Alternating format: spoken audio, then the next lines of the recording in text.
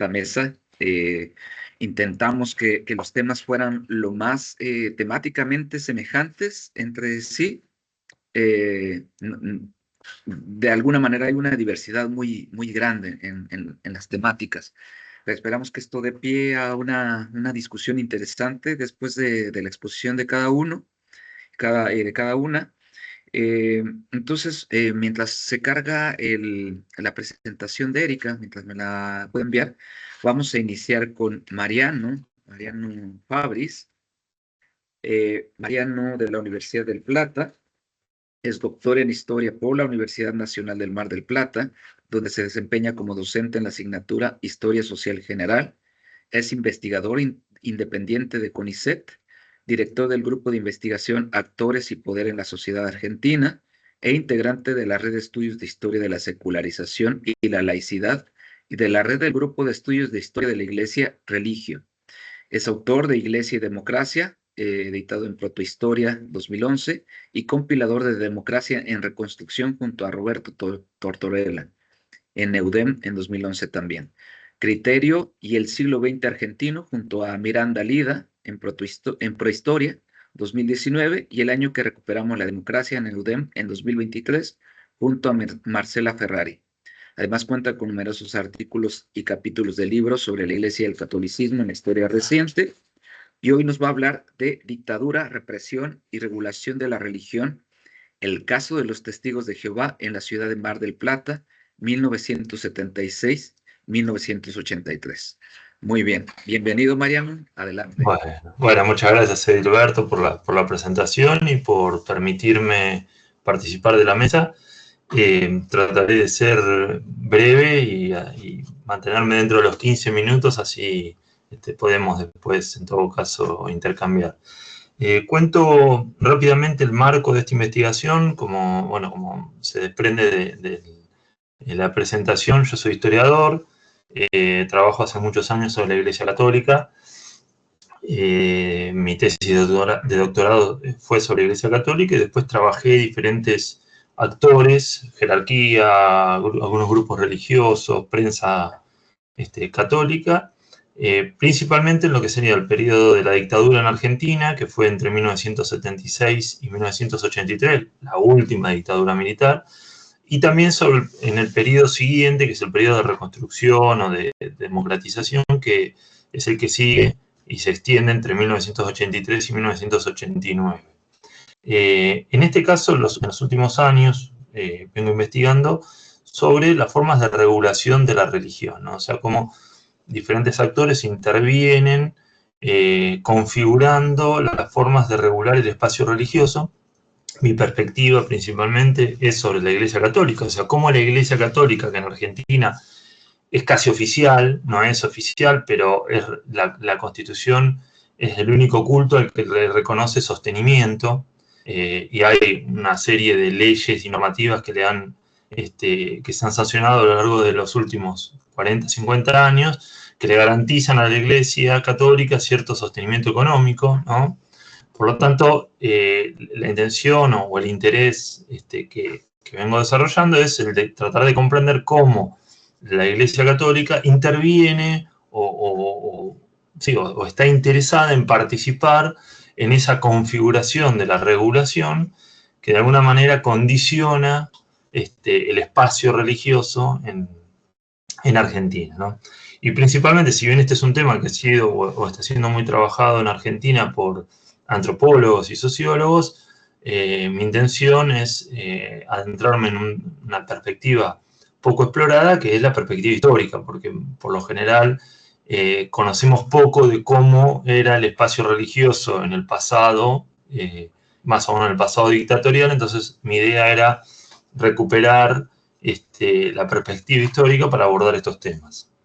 Dentro del panorama de la historia religiosa en Argentina en ese periodo, hay que señalar que la dictadura, más allá de sus perspectivas sobre la política, sobre la economía, la represión en términos generales y demás, tuvo también perspectivas claras y concretas respecto al espacio religioso, con una serie de medidas que intentaron regular restrictivamente o afianzar una idea de restricción en el espacio religioso argentino, persiguiendo algunos grupos religiosos que de la perspectiva oficial se nombraban como sectas, ¿no? Ese sería el concepto que atraviesa a todos estos actores y que es el más utilizado y el más recurrente, que era un concepto todavía muy poco definido. En los 80 se iba a definir más, pero todavía era poco definido, pero era lo suficiente laxo y amplio para introducir dentro de ese concepto de sectas a una diversidad de grupos religiosos. Entonces, cuando uno observa, por ejemplo, si uno observa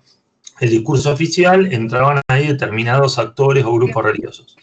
Ahora, si observa los discursos de la Iglesia, probablemente se ampliara, de la Iglesia Católica me refiero, probablemente se ampliara ese concepto de sectas y terminaban ingresando desde cultos tradicionales, evangélicos, pentecostales, mormones, testigos de Jehová. O sea, era un concepto poroso en sus límites, que se amoldaba a aquello que obispos y representantes religiosos identificaban como un peligro o como una amenaza para el lugar que la Iglesia Católica ocupaba en el país. Dentro de esos grupos, uno de los más afectados por los cambios durante la dictadura fue el de los testigos de Jehová. Entonces la ponencia trata, yo ya trabajé en un artículo que se publicó el año pasado sobre la persecución a los testigos de Jehová en términos generales, y esta ponencia lo que hace es introducirse al tema a través de un estudio de escala local, ¿no? Que es en la ciudad de Mar del Plata, que es donde yo vivo y trabajo, que es una ciudad, para los que no la conocen, es una ciudad balnearia que está ubicada en el sudeste de la provincia de Buenos Aires, a unos 400 kilómetros de la ciudad de Buenos Aires. Es una ciudad con una población permanente que debe rondar actualmente en los 600.000 habitantes. Para el momento que yo estoy trabajando, probablemente rondará los 450, 400.000 habitantes. Es una ciudad probablemente la más poblada del interior de la provincia de Buenos Aires, o sea, sacando el cordón que rodea la capital, es la ciudad más poblada y una de las más pobladas del país, con un crecimiento poblacional en la época de verano, que es la época fuerte de turismo acá en Mar del Plata. Bueno, para ir avanzando y atenerme al tiempo, lo que hago en la ponencia es primero rastrear en general la llegada de los testigos de Jehová a la Argentina, sus primeras incursiones, el trabajo proselitista, las visitas por diferentes recorridos del interior de la provincia de Buenos Aires, la llegada a Mar del Plata ya en los años 30-35, el interés que tenían los testigos de Jehová en Mar del Plata precisamente por ser una ciudad turística que podía multiplicar o duplicar su población en los meses de verano, con lo cual era una población mucho más importante e interesante para el trabajo que proyectaban los testigos de Jehová. El optimismo que tenían los testigos de Jehová durante esas primeras incursiones y un primer momento que altera esa situación de optimismo, que es una regulación que se establece en los años 40, fines de los 40, en principio de los 50, que es, en Argentina se estableció, en ese momento se aprobó lo que se llamaba el fichero de cultos. El fichero de cultos era un fichero que estaba en la Cancillería, en la Secretaría de Culto, y que implicaba que todos los cultos diferentes al católico debían inscribirse ahí para poder realizar actividades en el país. O sea, salvo la Iglesia Católica, todo el resto de las religiones, cultos o lo que sea, debían inscribirse en ese fichero de culto, y eso los habilitaba para realizar sus actividades, para la circulación de sus libros, de sus publicaciones y demás. La mayoría de los cultos y religiones reconocidas comenzó un proceso de inscripción. Los testigos de Jehová intentaron por primera vez inscribirse en 1950 y fueron rechazados. El motivo por el cual fueron rechazados era porque se entendía que no participaban activamente de las veneraciones del culto a la nación, a la nacionalidad y a los signos patrios, ¿no? Esta cuestión de la participación pasiva, vamos a decir, de los testigos de Jehová en todos los festejos y actos patrios, particularmente en el ámbito educativo, que era donde más se notaba esa pasividad de los testigos de Jehová. Fueron rechazados de manera sistemática en esa inscripción en los años 60 y lo siguieron intentando sin éxito a lo largo de las décadas siguientes. Perdón. Lo que llamó la atención en la ponencia es que, a pesar de no estar registrados en ese fichero de culto, que teóricamente los dejaba en una posición compleja e irregular y sobre todo ilegal, porque los inhabilitaba, los testigos de Jehová siguieron desarrollando sus actividades, sujeta a la arbitrariedad de los funcionarios y de los funcionarios estatales, porque por ahí en una provincia iban a pedir permiso para desarrollar una actividad y eran aprobados y en otra no. O por ahí están desarrollando una actividad y en el medio de la actividad caía la policía y detenía a todos. Al otro día los dejaba libres, pero los detenía, acusándolos a partir de esa falta de inscripción en el fichero, ¿no? Entonces, durante los años 50, 60 y la primera mitad de los 70, los testigos de Jehová vivieron en esa especie de regulación práctica de sus prácticas religiosas, en la cual estaban adaptándose, estaban desarrollando aprendizaje para poder desarrollar sus actividades en este marco irregular. Durante esos años, por ejemplo, crecieron, llegaron contingentes y representantes de la religión del exterior, vinieron representantes de Estados Unidos de visita, hicieron grandes concentraciones, tuvieron aprobación en algún momento para utilizar un estadio de fútbol para una de las reuniones, funcionaban salones de reino a lo largo y ancho del país. La práctica religiosa se vio afectada, pero se evidencia un proceso de adaptación a esa especie de regulación que funcionaba entre lo legal y la práctica concreta, ¿no? Ahora bien, lo que yo trato de describir es cómo a partir del 76, a partir del golpe de Estado, esto se rompe, ¿no? Se rompe esa regulación práctica de la religión y se intenta establecer una regulación más sistemática, más concreta, más atada a la normativa y a la acción del Estado. Lo interesante del caso es que el disparador de ese cambio es una nota periodística que denuncia la presencia de testigos de Jehová en el norte del país, en la provincia de Misiones, que eran niños que iban a las escuelas y no cantaban el himno. Entonces, a partir de esa nota, que es una nota en una revista que era por lejos la más leída del país y que era una revista de una editorial que se llamaba la revista Gente, que es una editorial muy funcional a la dictadura, o sea, probablemente una de las editoriales que más publicaciones tenía y que más funcional era su discurso, al discurso de la dictadura, se desató una especie de caza de brujas de testigos de Jehová. Diferentes gobiernos provinciales fueron dictando normativas que los prohibían o que los expulsaban de las escuelas o del trabajo público, del empleo público, hasta un decreto de agosto de 1976, o sea, 4 o 5 meses después del golpe, un decreto del gobierno nacional que prohibía a los testigos de Jehová, prohibía la circulación de sus publicaciones y dictaminaba la clausura de todos sus salones del reino. A partir de ahí hubo diferentes formas de adaptación, hubo detenciones, hubo expulsiones de escuelas y persecución que pusieron, vamos a decir, en aprietos la posibilidad del desarrollo de la religiosidad, sobre todo en el espacio público, ¿no? Luego yo lo que hago es rastrear lo que ocurrió en Mar del Plata, reflejando un poco el juego que ocurre con la intervención primero de la prensa y después del Estado a nivel local para llevar a cabo o para establecer todas esas medidas que el gobierno nacional había dictaminado en la escala nacional, precisamente, ¿no?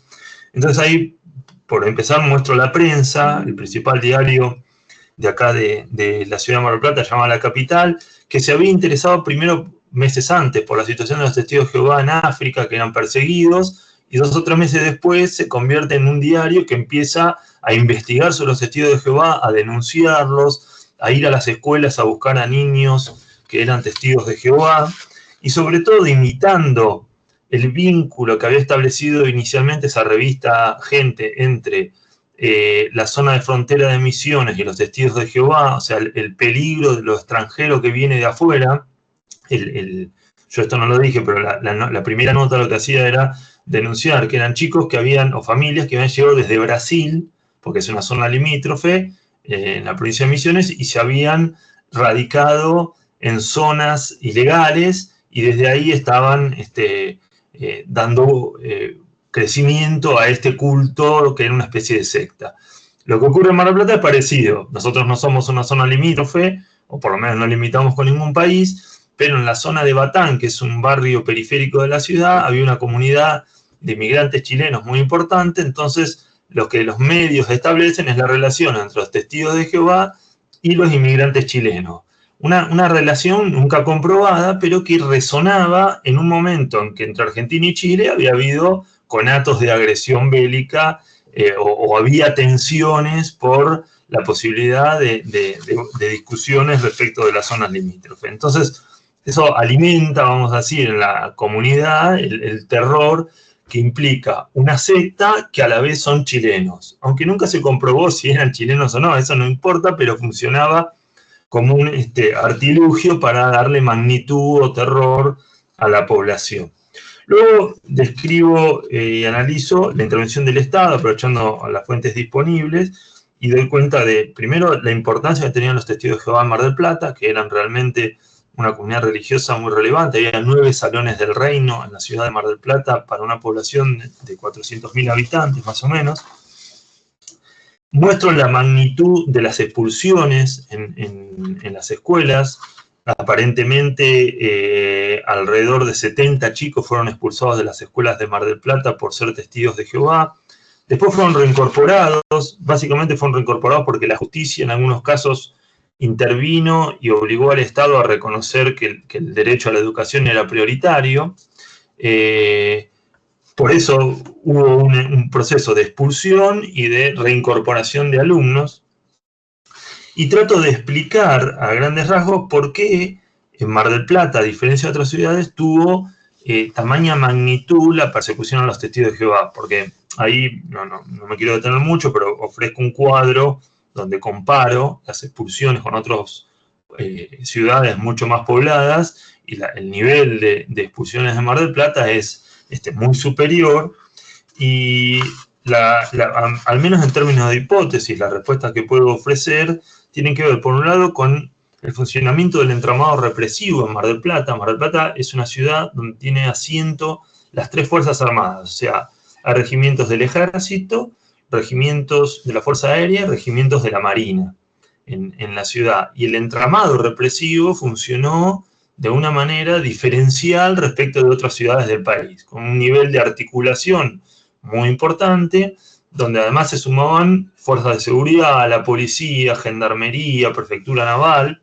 con lo cual, por un lado, hay un entramado represivo mucho más sistemático y organizado que en otras regiones del país, pero por otro lado también yo entiendo que tiene que ver con una presencia mucho más fuerte de los testigos de Jehová en la ciudad, en relación con la temprana llegada de testigos de Jehová y con el interés que despertaba la ciudad por ser una ciudad turística, ¿no? Esta idea de que Mar del Plata podía pasar de 200, 250.000 habitantes a 400 o 500.000 durante el verano, o sea, prácticamente duplicar su población, evidentemente la constituía en un mercado de mayor interés para los testigos de Jehová, y eso se comprobaría, por lo menos indirectamente, en la presencia de salones del reino, que era mucho más elevado que en otras ciudades del país, ¿no? Entonces, bueno, la explicación fundamental que intento dar pasa por esa combinación de 2 elementos, o sea, el funcionamiento de un entramado represivo y una mayor presencia de los testigos de Jehová en la ciudad. Para terminar, voy a leer muy brevemente un relato de una de las personas entrevistadas. No es muy fácil que los testigos de Jehová deseen hablar de estos temas, no he tenido demasiado éxito con los contactos que he podido realizar, por eso la ponencia se fundamenta básicamente en fuentes de las fuerzas de seguridad, prensa y demás. Pero bueno, una entrevistada que sí accedió a hablar, me contó, bueno, cómo había sido el proceso de su expulsión y que realmente no pudo ni siquiera terminar la escuela ese año, no le permitieron incluso rendir libre, como se llama, cuando uno no cursa pero rinde todos los contenidos a final de año.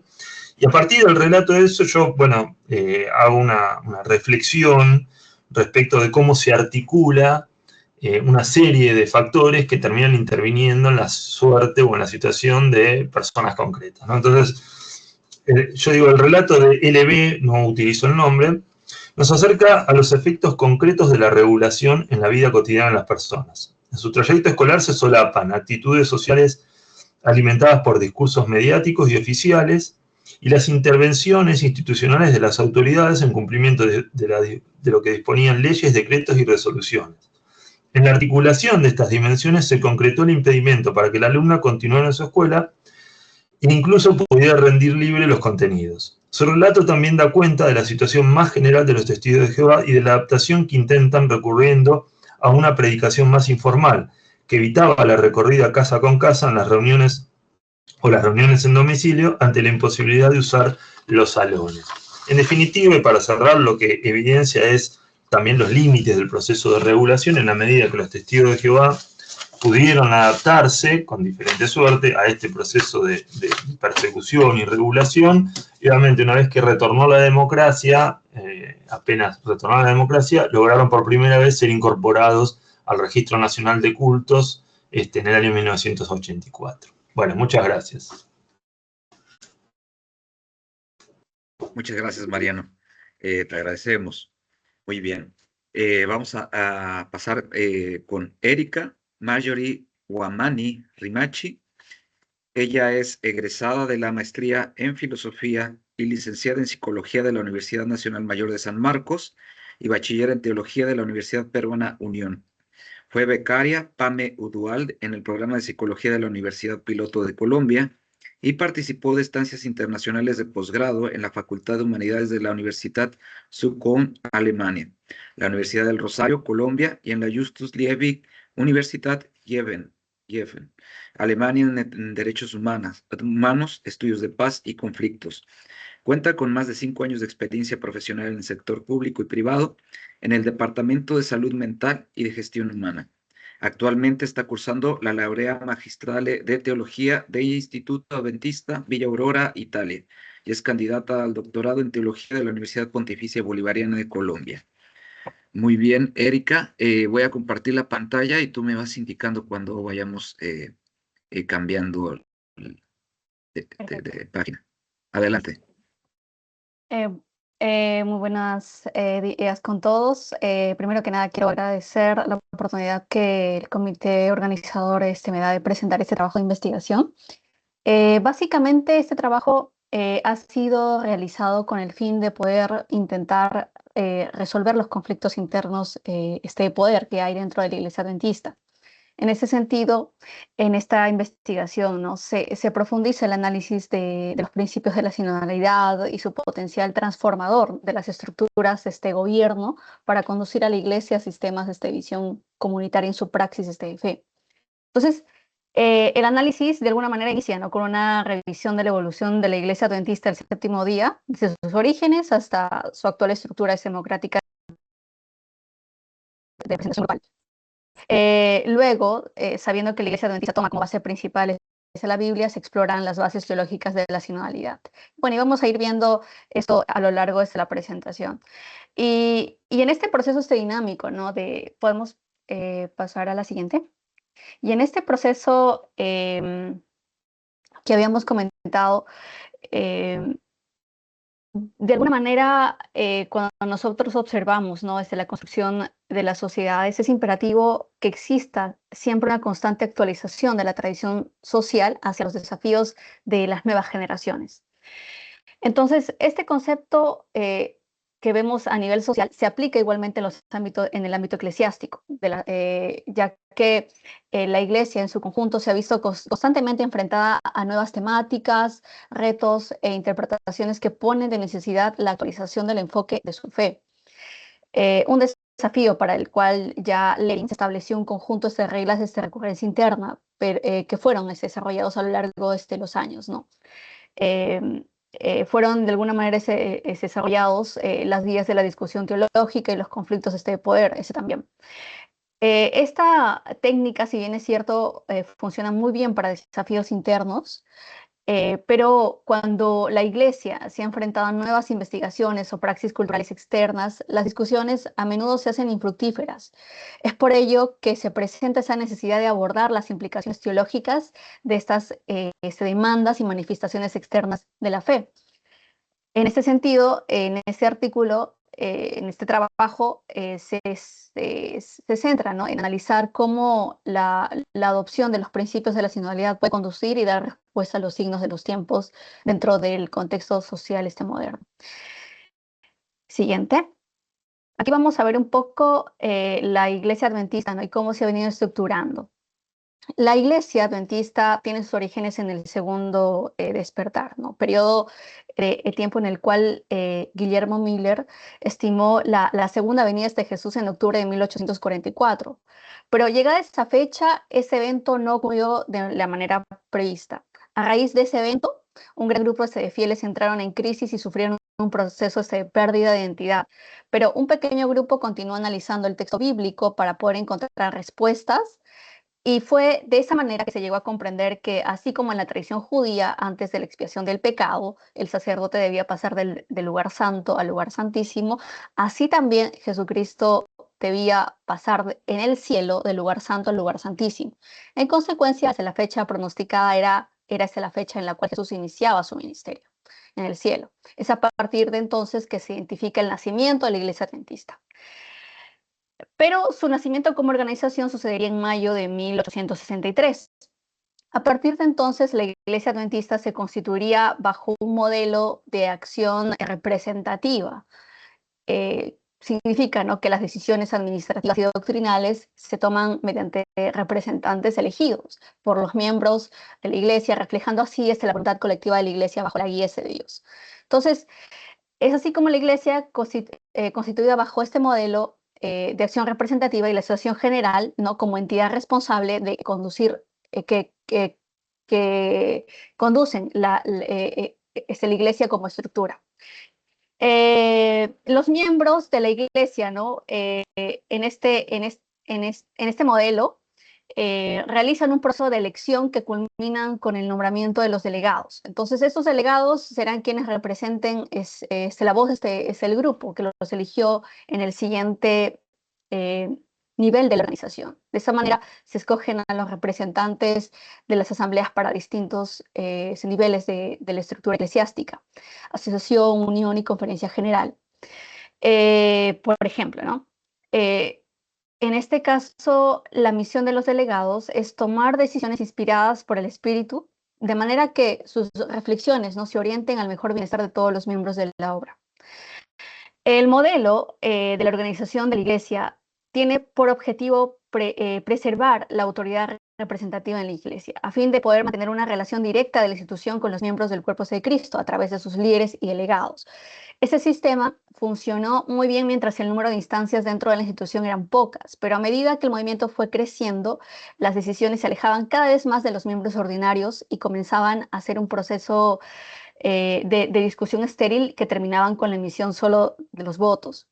En consecuencia, existe un quebrantamiento entre las decisiones establecidas a nivel institucional y los núcleos ejecutores, ¿no? Un distanciamiento que se evidencia desde la manera en la cual se enfoca la dirección de los cultos hasta el nivel de involucramiento comunitario.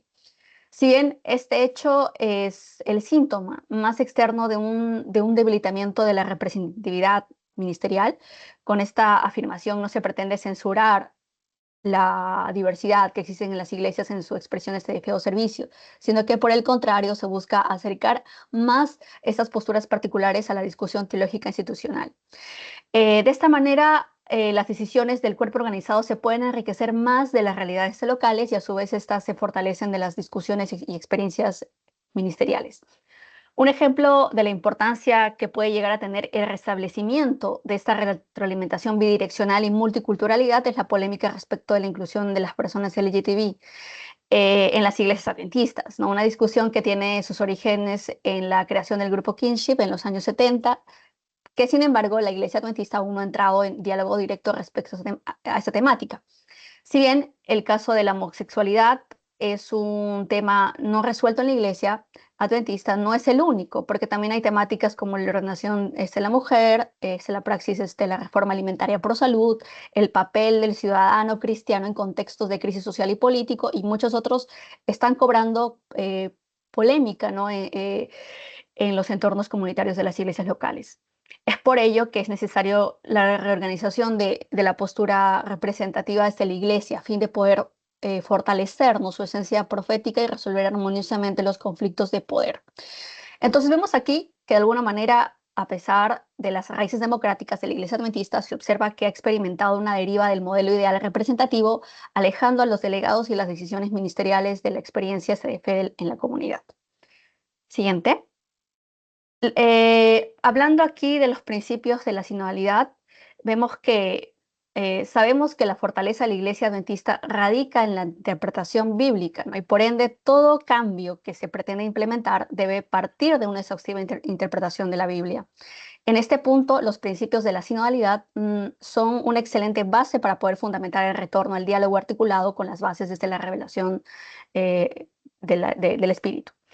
Como primer punto, identificamos que la sinodalidad como esencia de inspiración desde el individuo es el sensus fidei, una guía intrínseca en el alma, ¿no? Que no es consecuencia de la tradición o la instrucción bíblica, sino que es una interacción resonante y viva con Dios. A nivel teológico, el sensus fidei se sustenta en la guía histórica de realizado, ¿no? Por el Espíritu a su grey, a su pueblo. En ese sentido, el Espíritu se ha manifestado en quienes tienen la responsabilidad del pueblo de Dios, para ayudarlos a discernir y transmitir con precisión la voluntad divina. El Espíritu también ha ungido y ha levantado a jueces, reyes, quienes son movidos para liberar al pueblo de la opresión y a redimirlos de su sufrimiento. Pero aún más, la revelación del Espíritu es universal y trasciende, dado que su ley será internalizada por todo su pueblo inscrito en sus corazones, como dice Jeremías 31. De esta manera, el Espíritu será otorgado a todos los seres, trascendiendo las fronteras de género, raza o estatus social y permitiendo tanto a hijos como a hijas profetizar en su nombre. Un acto, ¿no?, que por gracia realiza el Espíritu, quien transforma el corazón del hombre para poder obedecer los edictos de Dios y seguir sus caminos. Entonces, por lo tanto, esta perspectiva neumatológica del sensus fidei nos anima a reconocer la presencia del Espíritu más allá de las mediaciones ministeriales, ¿no?, reconociendo que Él puede obrar y obra a través de todas las personas. Este hecho nos desafía a considerar genuinamente la libre manifestación del Espíritu a través de los diversos carismas, ministerios, servicios y dones, independientemente de la persona. Por otro lado, punto 2, la sinodalidad a nivel colectivo se puede expresar como la encarnación del discernimiento comunitario que acontece por guía del Espíritu Santo. Por ende, si el sensus fidei es la iluminación de la fe otorgada por el Espíritu mediante el encuentro interno adquirido, entonces la manifestación externa y colectiva será lo que se conoce como sensus fidelium. Y de esta manera, la sinodalidad está profundamente arraigada en la comprensión de la Iglesia como un comunio. Ahora bien, desde un análisis teológico, el fundamento del cuerpo de Cristo se presenta como la herencia de comunidad que Jesús deja a sus apóstoles, de manera que Él es el primero y quien marca el camino a la unidad de su pueblo.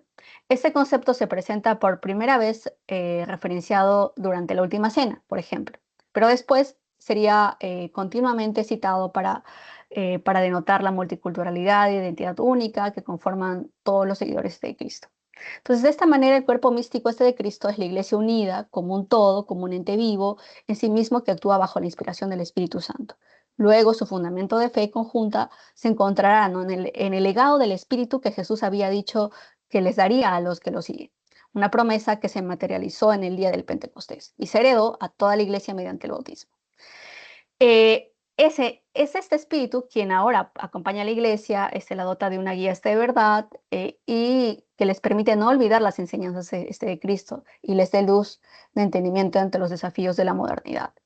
En otras palabras, así como el sensus fidei es la revelación de fe que el Espíritu da a cada individuo en comunión con Cristo, el sensus fidei fidelium es la revelación de fe que el Espíritu hace al cuerpo místico de Cristo.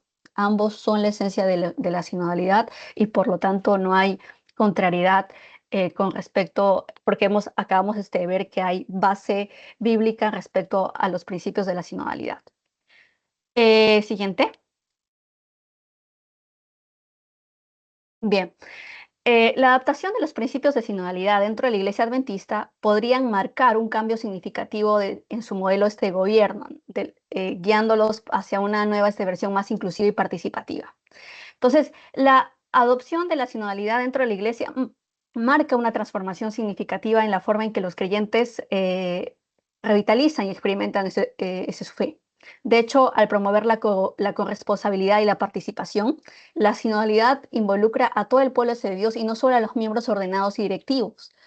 Ahora, bien, esta participación dentro de la iglesia presupone un desarrollo implícito del sensus fidei en cada uno de sus miembros. Dentro de la Iglesia Adventista, esta presunción se aborda desde una evaluación pública de que cada creyente debe pasar antes del bautismo. Sin embargo, al ser consciente de una decisión, no es sinónimo de ser constante en su ejecución. Muchos creyentes comienzan con una profunda devoción hacia Dios, pero poco a poco se van alejando de la convicción que tenían. Consecuencia, ningún nuevo miembro debería ser dejado sin acompañamiento de alguien esté formado en la fe, ¿no? Es de tal manera que cada uno ayude al otro a seguir creciendo en Cristo, de manera que el sensus fidei se haga manifiesto. Adoptar un modelo sinodal dentro de la Iglesia Adventista es acoger una estructura de funcionamiento basada en la igualdad y el diálogo. Es un cambio de paradigma desde los viejos patrones de gobernanza caracterizados por la autoridad a liderazgos más inclusivos y de servicio. En la Iglesia Adventista se ha optado por una estrategia de liderazgo basada en delegados, una estructuración que los ha terminado alejando de su rol vinculante con su núcleo social. Sin embargo, el liderazgo cristiano debe centrarse en el servicio en lugar de la autoridad. Por ende, es necesario volver a concebir el liderazgo de representación desde una base horizontal que se centre en la habilidad comunitaria del líder. Además, un líder sinodal debe ser no solo un referente dentro de su comunidad de fe, sino que debe también ayudar a otros a potenciar sus dones para el liderazgo. Bajo este enfoque, tanto pastores como líderes de este ministerio verían el peso de sus cargos menos agobiantes y podrían centrarse más eficazmente en desarrollar el impacto comunitario en su contexto social. Es preciso también recordar, ¿no?, que el avance del reino no se cuantifica en términos de cantidades o bautismos, sino en los corazones que aman a Cristo. De esta manera, de nada vale que todas las metas de la iglesia sean hechas si no se centran primero en poder cuidar a los suyos en el sentido espiritual. Siguiente.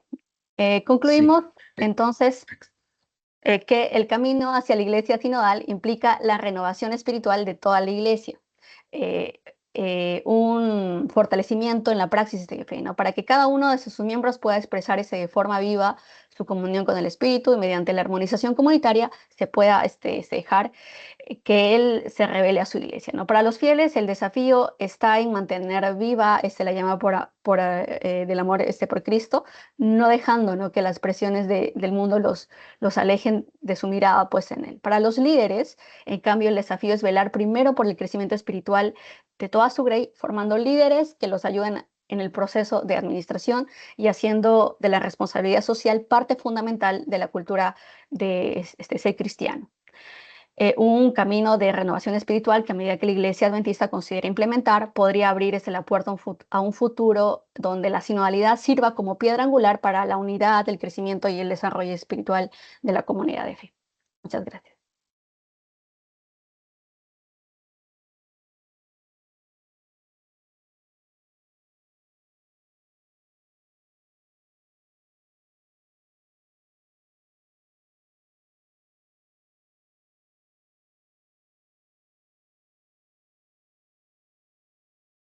Muchas gracias, Erika.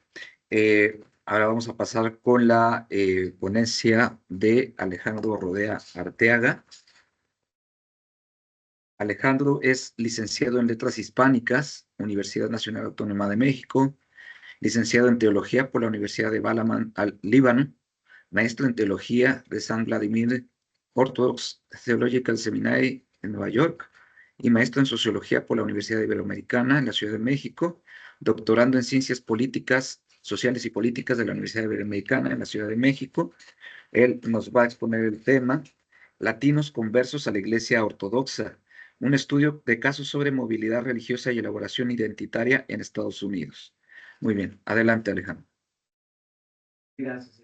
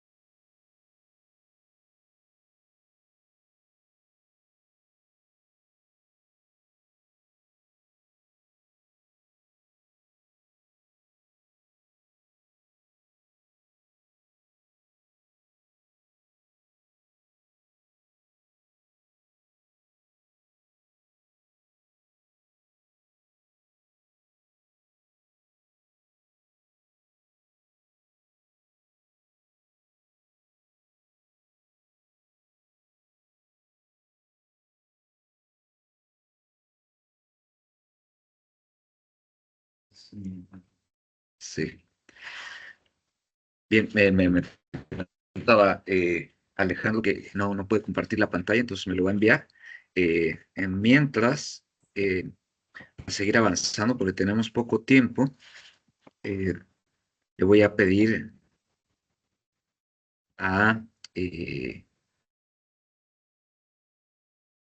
Pablo si puede ir adelantando que tiene expuesto.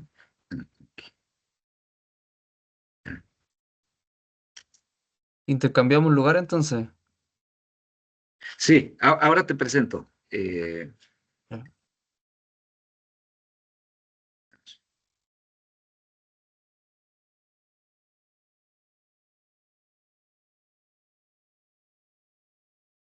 Muy bien, Pablo.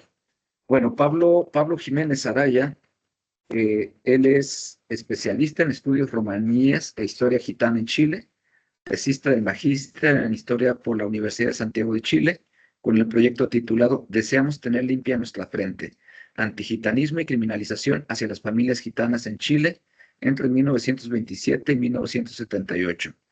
Becario del Centro de Estudios Culturales e Indígenas, proyecto 1523 AC0003, y su ponencia es Intercambiando el deber ser, nuevas lecturas al establecimiento de la Iglesia Gitana Adventista y al Adventismo Gitano en Santiago de Chile, 1978-1989. Adelante. Bueno, ¿se me escucha bien, no es cierto? Sí, Estoy compartiendo bien la pantalla también. Ya. sí, se ve en Bueno, blanco en este momento. Sí.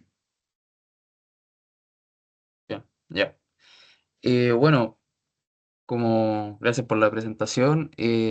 Como bien dijo el moderador, esta investigación se encuadra dentro de una investigación más amplia que tiene que ver con la tesis de magíster, que es sobre la criminalización, más que nada un proceso de criminalización de 5 décadas, y la incursión de la Iglesia Adventista en este proceso marca como un hito de corte y un epílogo para lo que sería, lo que espero, otra investigación más. Pero no viene mal al caso tener que indagar necesariamente en ese periodo, o en esa instancia, mejor dicho. Bueno, antes de entrar de lleno al tema que aquí compete, les ofrezco una pequeña introducción de lo que ha sido el panorama de religiosidades de las que han participado distintos grupos familiares gitanos en Chile.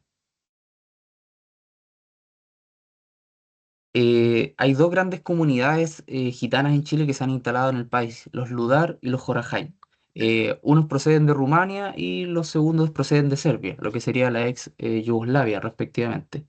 Su estadía en los Balcanes ha sido de varios siglos, por lo que muchas agrupaciones o adoptaron el credo de las iglesias ortodoxas, eh, de las iglesias que practican alguna lengua litúrgica de tipo eslava, o específicamente eligieron colegiarse bajo la tarika de algún islamismo sufí, una tarika, una orden sufí. En el caso de los Jorajay, un buen porcentaje practica hoy en día el sufismo yeraji. Después de todo, el propio etnónimo Jorajay, o también dicho Jorajané, proviene del apelativo Coracané, que se traduce abiertamente como quienes caminan en el Corán. ¿Ya? Aquí en la fotografía sale un líder gitano representativo de una orden sufí. La fotografía es sacada de una obra de los especialistas Elena Marushakova y Veselin Popov. Em, Muchas de estas familias que arribaron a Chile a principios del siglo XX practicaban la veneración a los santos o eslavas, que es el reflejo de una costumbre ortodoxa, pero también a su vez celebraban ritos islámicos, como el Kurbanó o Kurbani también llamado, donde se sacrificaba un animal para pedir salud y recordando así el episodio bíblico entre el patriarca Abraham y su hijo Isaac. Eh, Dentro de ese panorama, cabe agregar que ya para los años 60 las comunidades gitanas estaban muy al encuentro con el catolicismo popular latinoamericano también. Entonces, con esto ya podemos visualizar una mezcolanza de religiosidades. Aquí en Chile, dado el alcance transnacional que muchas familias de antaño tenían por sus circulaciones por el continente, Se cuenta, por ejemplo, que en el sector de La Palmilla, la población de La Palmilla, en el sector norte de la capital de Santiago, se celebraba a Santa Rosa de Lima. También habían familias que celebraban al Cristo de Esquipulas, que es una celebración guatemalteca. Y en el norte del país, en lo que sería Antofagasta, Copiapó, etcétera, si habláramos del el contexto de producción de los bailes gitanos en torno a alguna virgen, eh, la historia oral por lo menos sugiere que existen estas cofradías de bailes gitanos desde los años 30, ¿ya? Lo que puede ser la festividad de la Tirana, San Lorenzo, San Sebastián, etc. Bueno, esta breve introducción al repertorio de religiosidades de las familias gitanas instaladas en Chile da cuenta de dos cosas. Primero, que no hay una sola religión en particular representativa de la etnia romaní, sino al contrario que hay una plasticidad en el tema.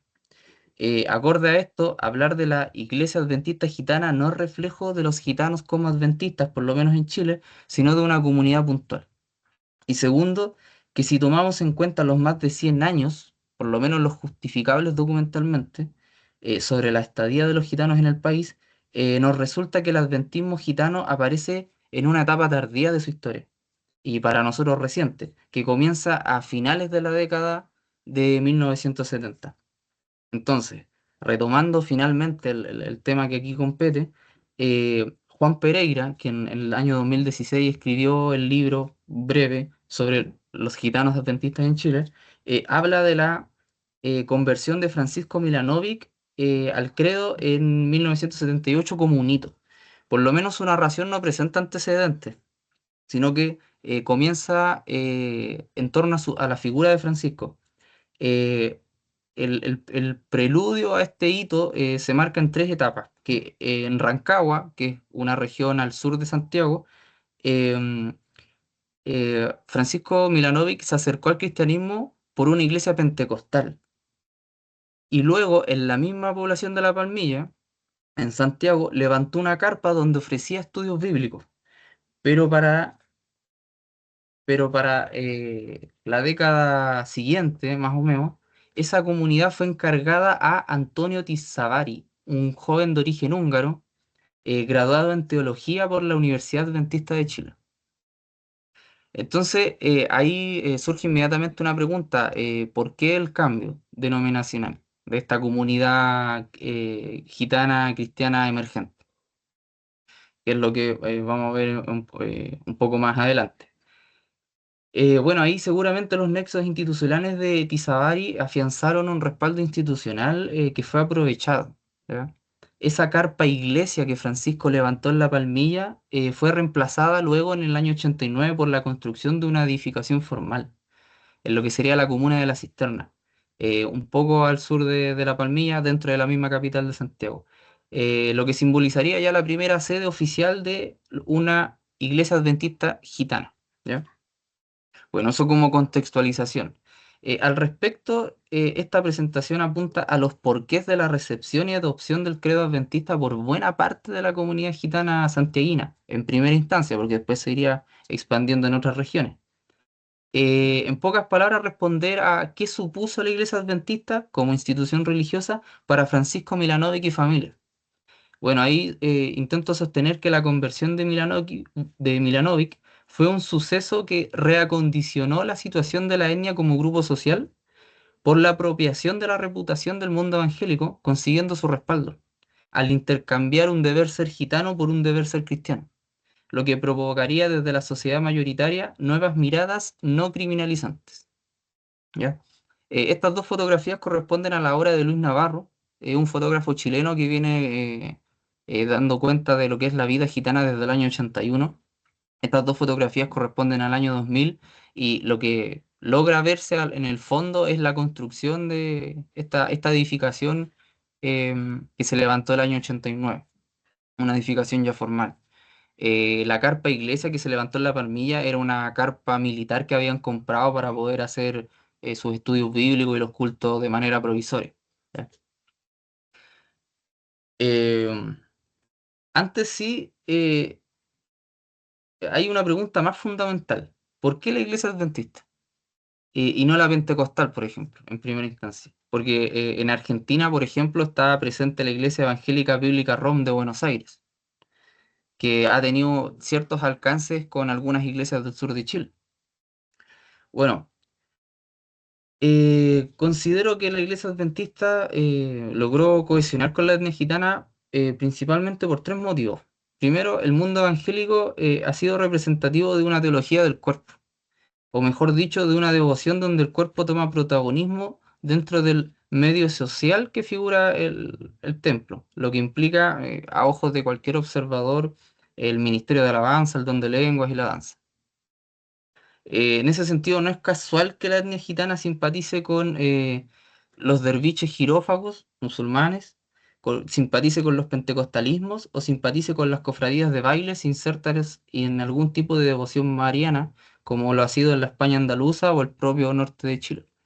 Al respecto, esta obra de Manuela Cantón Delgado es fundamental para entender esa relación vista desde la antropología entre la espiritualidad en el cuerpo y los gitanos. Este estudio es pionero también, entonces es como una base que recomiendo, por si alguien se interesa en ese tema. En ese sentido, para la etnia gitana, cualquier espacio cobra sentido por su paisaje humano. Entonces la persona y de paso el cuerpo son determinantes para interpretar el mundo espiritual. Segundo, la iglesia adventista congenia, por lo que tengo entendido, doctrinalmente con elementos más judeo-cristianos que patrísticos. Entonces, em, congenia mucho con los mitos, relatos fundantes que tiene cada iglesia gitana, ya sea adventista o pentecostal.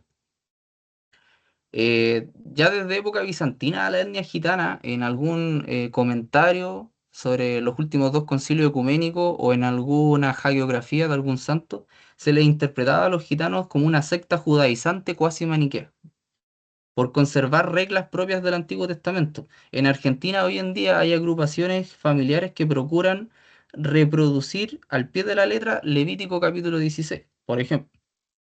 Entonces hay una adherencia de los gitanos, una adherencia de la iglesia adventista a los mitos relatos que recuerdan varias congregaciones gitanas.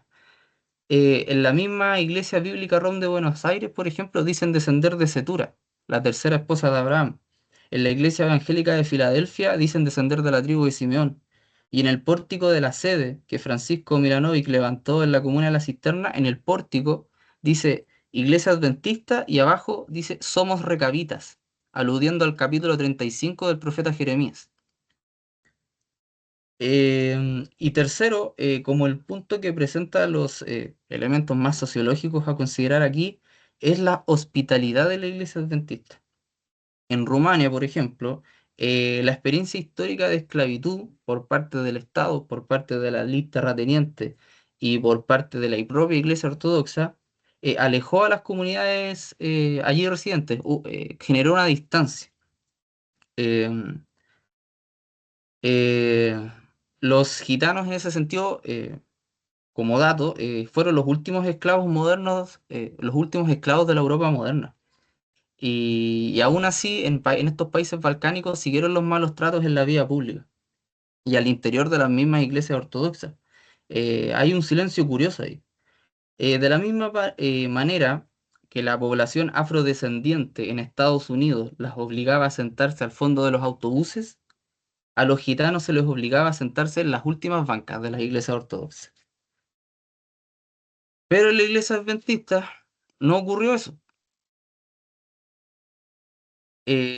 Por testimonio y no por mera impresión mía, en Chile, para el gitano era preferible el pastor evangélico, más que el curita del pueblo, por así decirlo.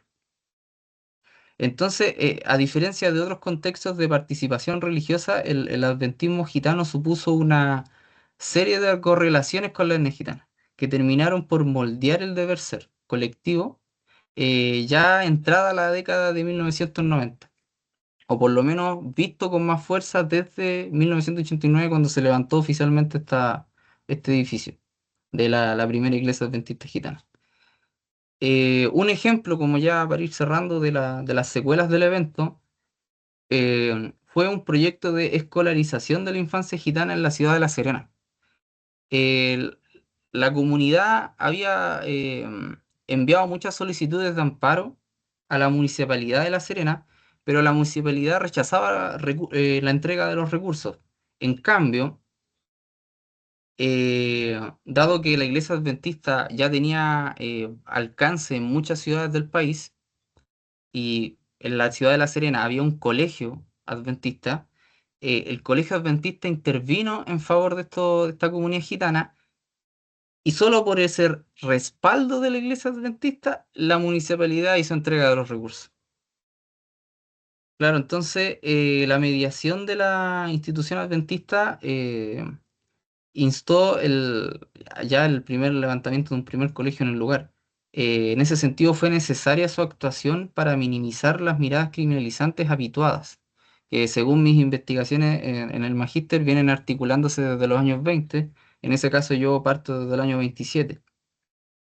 Entonces la comunidad gitana serenense optó por incitar desde dentro los procesos de escolarización, instó desde dentro también su radicación formal e incluso el desprendimiento de prácticas de subsistencia tradicionales como la quiromancia, porque eran consideradas ya hechicería, terminando por pesar más en el día a día un deber ser cristiano que un deber ser gitano.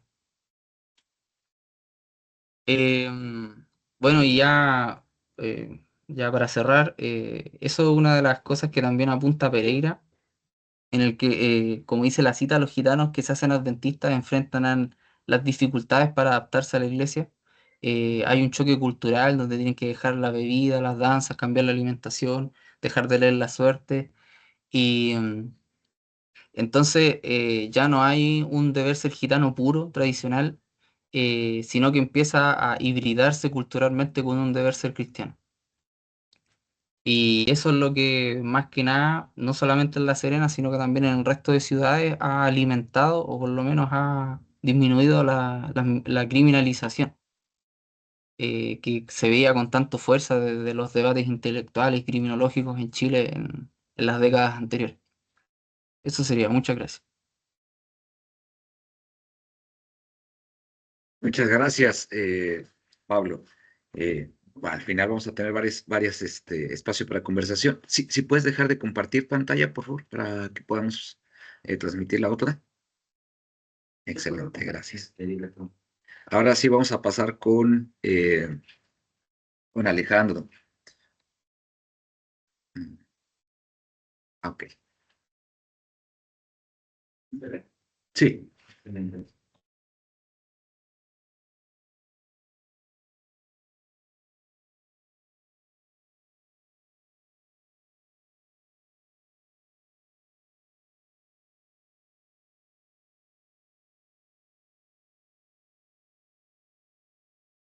Que estaba silenciado, sigo compartiendo. Bueno, pues muchas gracias. Disculpen los inconvenientes tecnológicos. Voy a presentarles esta ponencia, Latinos Conversos a la Iglesia Ortodoxa, un estudio de casos sobre movilidad religiosa y elaboración identitaria en Estados Unidos, que es ya una síntesis de la investigación de doctorado. Son prácticamente resultados los que estoy presentando, mis resultados preliminares de análisis. Les presento que el problema que estoy analizando es esta presencia de los latinos o cómo modifican el paisaje religioso americano y cómo justamente esta movilidad religiosa, la participación creciente de latinos en las iglesias ortodoxas se está dando de una manera muy notable, en tanto que estas iglesias pues son tradicionalmente étnicas y transnacionales, como funcionan en la Unión Americana. Por lo tanto, el cambio religioso también implica una identidad, un cambio de identidad, en la que los conversos están adoptando un nuevo marco simbólico, doctrina, ritual y ética, reelaborando una identidad religiosa. Por lo tanto, la conversión, el problema que estoy abordando es que la conversión religiosa no solo es integración, sino una reconfiguración identitaria en un entorno cultural. Las preguntas de investigación, por lo tanto, la principal, ¿cómo experimentan los latinos el proceso de cambio religioso al cristianismo ortodoxo en la ciudad de Nueva York y de qué manera interpretan esta vivencia en la elaboración de una identidad religiosa? Lo que quiero es entonces comprender los motivos, experiencias y significados que atraviesan los latinos conversos e interpretar cómo estos elementos influyen en la elaboración de su identidad religiosa. En el caso de la ciudad de Nueva York, bueno, tengo aquí desglosado las limitaciones organizativas, es que no hay parroquias fijas en donde se esté atendiendo a los latinos, sino que las diferentes jurisdicciones, los casos de conversión que he registrado son iniciativas individuales. No hay programas eclesiásticos consolidados, a pesar de que, por ejemplo, dos jurisdicciones ortodoxas en Nueva York, a diferencia de Miami, California, donde los latinos se están convirtiendo en masa, en Nueva York están convirtiéndose de manera aislada y solamente dos jurisdicciones que son la Greek Orthodox Archdiocese of North America, que es la GORCH, los griegos, y la OCA, la Orthodox Church of America, que es una jurisdicción emanada de Moscú, que ya es completa americana y canónica. Todas las jurisdicciones que estoy analizando son canónicas, es decir, son legítimamente iglesias ortodoxas. Son las únicas que tienen un ministerio hispano en un proceso incipiente, ambas. Otras cuestiones, por ejemplo, la antioquena, la Russian Orthodox Russia, que es también una jurisdicción rusa, y la propia jurisdicción rusa dependiente directamente del Patriarcado de Moscú, pues reciben conversos, pero no tienen programas ni siquiera en un estado incipiente. Entonces, aquí lo que tengo es que para los conversos están configurando una identidad religiosa en un entorno multijurisdiccional y sin una cohesión organizativa. El marco teórico con el que estoy trabajando mi fenómeno es la perspectiva teórica de Hervieux Léger, de Danielle Hervieux Léger, esta socióloga francesa, donde la conversión se está entendiendo como la adopción integral de una identidad religiosa articulada en intereses, disposiciones y aspiraciones. Esto, desde luego, tiene un trasfondo bordiano. El modelo que estoy ocupando para la conversión en esta primera parte, que sería mi capítulo 1, serían las etapas que Louis Rambo propone para el modelo de conversión religiosa, sostenida por lo que Hugo José Suárez menciona como este sistema de percepción, este sistema de lo simbólico social, donde justamente introduzco estas categorías y las combino para sostener mi análisis. En el capítulo 2 estaría hablando de hábitos, es decir, las disposiciones que se entienden como hábitos y justamente cómo estas tres formas de expresión del hábitus se entienden en la conversión: la corporalidad, los artefactos y la oración. Para el tercer capítulo estaría hablando propiamente de la interseccionalidad de la dimensión netamente religiosa, es decir, las rutas de identificación religiosa, comunitaria, ética, cultural y emocional, cómo justamente se intersectan con esta cuestión de los elementos de identidad étnica y cómo justamente del cruce de dos identidades diferentes, bueno, hay una negociación y aquí ocupo diferentes categorías para ir analizando el movimiento. Lo que yo quiero llegar es justamente a lo que llega Hervieux Léger con su propuesta teórica, que hay una inserción en el linaje de creyentes a través de la memoria y la tradición, que serían los pilares. Y ya para el último capítulo, pues en realidad lo que estoy estudiando justamente es la manera en la que el creyente se valida en su proceso de conversión, desde dónde toma su validación, hacia dónde está aspirando a colocarse el creyente en esta cuestión de pertenecer a un nuevo sistema religioso, las fronteras simbólicas que elabora, es decir, yo ahora pertenezco a esto y ya no soy esto y me diferencio de estos otros, y las representaciones, justamente cómo se están colocando los creyentes en el panorama. En este caso estoy estudiando, y aquí viene la metodología, ¿no? El paradigma es el enfoque cualitativo, eso es un trabajo, un paradigma fenomenológico hermenéutico combinado con lo narrativo, un análisis de tipo temático deductivo. Es un estudio de caso, propiamente no tuve la oportunidad de hacer una etnografía a fondo.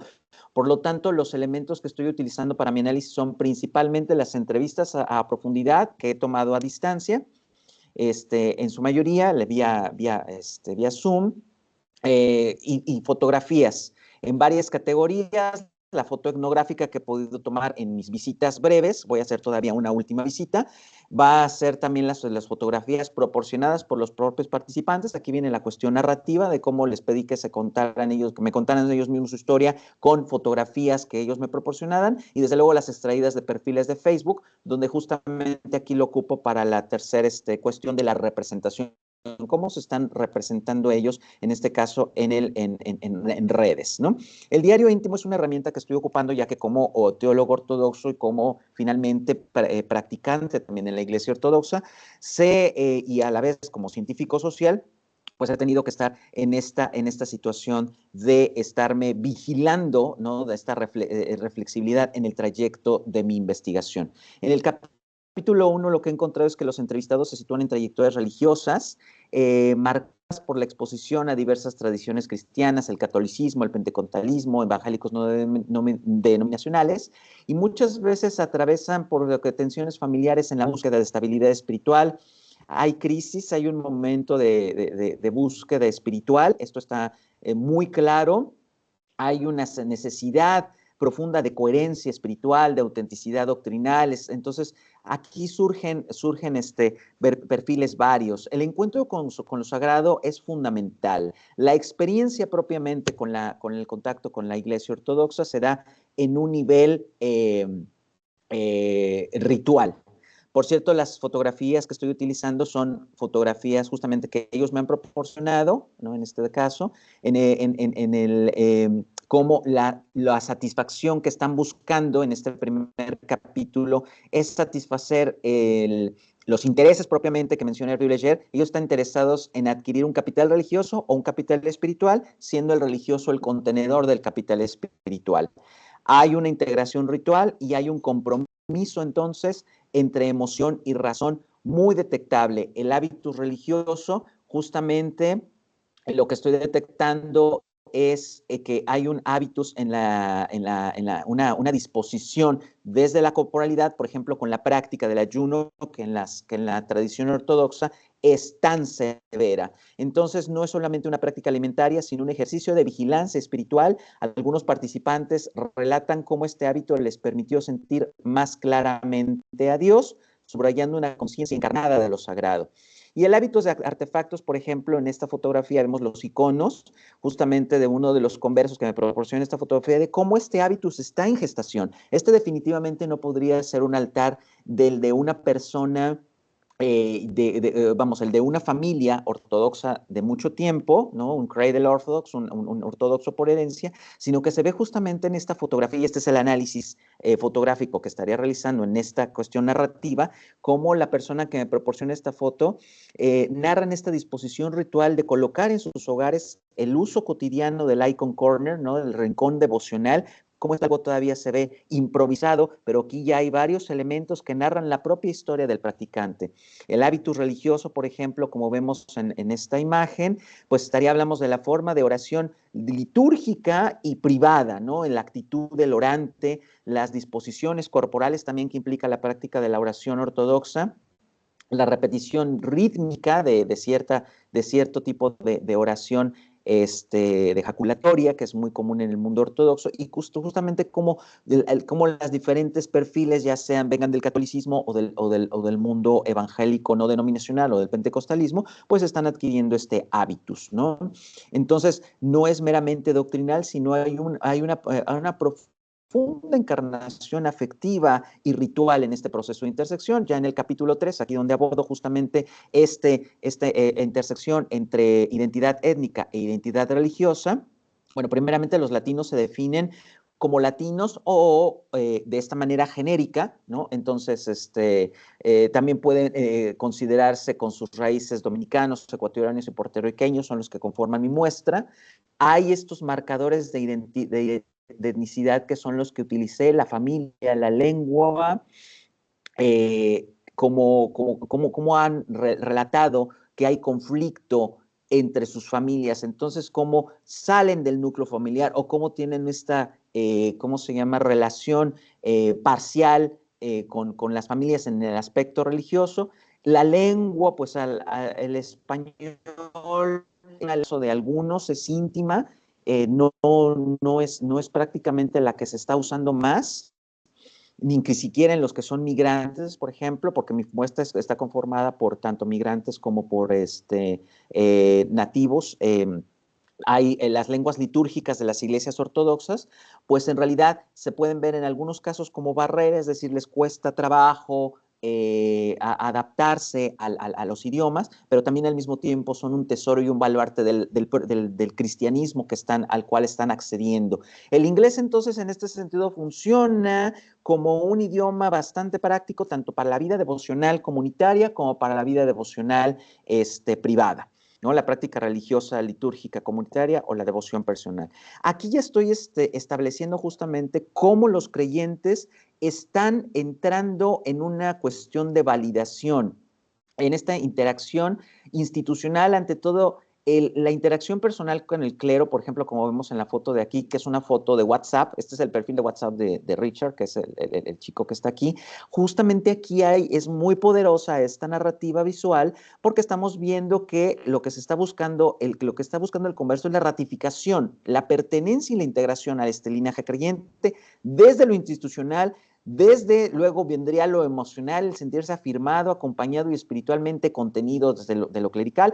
Luego viene lo ético, desde luego se están adhiriendo los valores ortodoxos. Desde luego que hay una incorporación de rituales, estética litúrgica y calendario festivo como una dimensión cultural. Y ya por último lo comunitario. Lo comunitario donde justamente vienen a integrarse a una comunidad ortodoxa, sobre todo por vía el congregacionalismo que es tan característico del mundo americano, ¿no? Entonces eso es lo que favorece, pero es realmente el último nivel en el cual el proceso de conversión y la transformación identitaria, la validez de esta transformación identitaria se estaría dando. Algunos cambian su nombre. Lo que algunos también podríamos hablar de discontinuidad y continuidad, la ven de manera diferente. Algunos dicen, no, si esta es una nueva etapa en mi vida. Para otros dicen, no, sigo siendo el mismo, pero ahora estoy en otra etapa, ¿no? Y otros es completamente, soy una persona diferente, ¿no? Entonces, con estas categorías con lo que estoy abordando. La interseccionalidad, pues sería esta negociación que les hablaba, ¿no? La identidad religiosa se construye en con y lo como. La etnicidad simbólica es la categoría que estoy utilizando, como ellos étnicamente dicen, bueno, yo tengo mi perfil étnico, yo puedo ser puertorriqueño, ecuatoriano, argentino, pero, que tengo nada más un argentino, por cierto, pero lo que importa es que ahora soy ortodoxo. Entonces, la etnicidad simbólica viene a fungir como estoy conviviendo con los ortodoxos griegos, con los rusos o con los árabes, y voy a tomar una partecita de su identidad étnica, y ya con eso se sienten como si estuvieran conviviendo con la totalidad de los símbolos étnicos, es decir, ya porque saludan en griego, ya sienten que toda la cultura griega es amistosa en este sentido, o tienen una convivencia agradable con ese aspecto, ¿no? La trascendencia érica sería justamente esto, ¿no? Lo latino se desdibuja parcialmente, ahora ya no soy tanto latino, o sí lo sigo siendo, pero lo latino queda para mi casa. Ahora aquí lo que importa es que pertenezco a esta congregación. Entonces trascienden su etnicidad y le dan fuerza a la identidad religiosa. Las aspiraciones, bueno, justamente quieren ocupar un lugar significativo. Hay varias vocaciones clericales, ¿no? Este fue uno de mis hallazgos, por ejemplo, que la mayoría de los conversos son hombres. Entonces, varios de ellos quieren tener un cargo, quieren estudiar en el seminario. En alguno de los seminarios ortodoxos del país tienen esta aspiración a colocarse, y lo voy a decir en un lenguaje más bordiano, ¿no? En el campo justamente al cual están accediendo. La validación institucional, repito, pues es dada a través de la vinculación, ya sea por esta paternidad espiritual, ¿no? El padre espiritual, que es una imagen tan fuerte en la Iglesia Ortodoxa de sentirse adoptados. Entonces, en la inserción, aquí cumpliendo con la categoría que he elegido de Hervieux Léger, la inserción al linaje de creyentes se da completamente desde esta vinculación institucional con la jerarquía, a través justamente de la ritualidad, ¿no? Experiencias de confesión, acompañamiento espiritual, prácticas, estas bendiciones especiales. en fin, toda esta participación en el aparato ritual de la Iglesia Ortodoxa. La validación comunitaria, bueno, tienen aquí este congregacionalismo que les había mencionado, ¿no? La participación en convivencias que es tan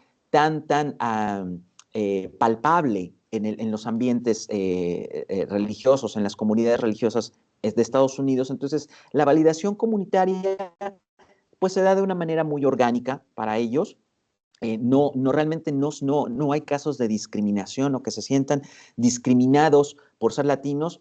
No lo hay ni siquiera en las parroquias más étnicas, ¿no? Porque obviamente también aquí hay parroquias donde la multiculturalidad es más fuerte y en otras como las parroquias griegas, ¿no? Hay parroquias griegas que sí son de población fuertemente griega. Bueno, los latinos que he encontrado ahí, a pesar de esa fuerte perfil étnico, el congregacionalismo sigue activo, ¿no? Hay una validación mutua entre conversos, bueno, sí se afirman y se acompañan mutuamente, pero en realidad es muy poco, o sea, se da la validación mutua, pero en realidad el peso de la validación se da de manera individual y directamente con los jerarcas. Entonces aquí también Hervieux Leger utiliza la categoría de individualismo religioso porque en realidad este caso que estoy analizando no requiere ciertamente una validación ¿cómo se llama?, de terceros, sino que la validación se la están dando ellos mismos a través de la vinculación con la jerarquía y con la asimilación y con su transformación en la práctica ritual. Las fronteras simbólicas, bueno, he encontrado varias categorías aquí que muestran, por ejemplo, que hay una apertura e interés por el diálogo interconfesional y otros expresan rechazo, ¿no? Considerando que la ortodoxia es plenitud de fe. Entonces ha encontrado sujetos. Las relaciones con el mundo LGBTQ+, pues hay una diversidad de posturas, desde el rechazo doctrinal, que sí es muy tajante, esto no es algo correcto, hasta un sentimiento de acogida pastoral con matices personales, ¿no? Aquí sus relatos, que son categorías que propiamente ya he encontrado en el trabajo de campo, ¿no? Porque en realidad la pregunta para fronteras simbólicas fue, bueno, ¿a quiénes consideras que están contigo y quiénes no? Entonces, el tema LGBTQ+ está realmente fuerte y es uno de los temas que por eso coloco aquí en mi categoría utilizada. El mundo secular, bueno, se construye de una frontera simbólica frente a lo que persiguen como relativismo, consumismo, secularismo agresivo. Esto también lo tienen muy claro, ¿no? El mundo secular, el mundo lo mundano, lo ajeno, y aquí esto es lo que los posiciona como creyentes y como pertenecientes a esta familia ortodoxa. Representaciones expresión social de la fe, bueno, los conversos están narrando aquí cómo representan su identidad ortodoxa en redes sociales, y aquí, por ejemplo, estoy utilizando una técnica del proyecto Mnemosine Atlas de Avi Warburg, que es una galería, estoy ocupando las galerías de las redes sociales a manera de mosaicos. Y justamente en un mosaico, con por ejemplo, que estoy tomando de Jimmy Mora es un ecuatoriano, migrante de muchos años, él llegó de niño a Nueva York, y bueno, ahora él se convirtió en ortodoxo en una parroquia antioquena. ¿Qué quiere decir con antioquena? Que es una comunidad sirio-libanesa.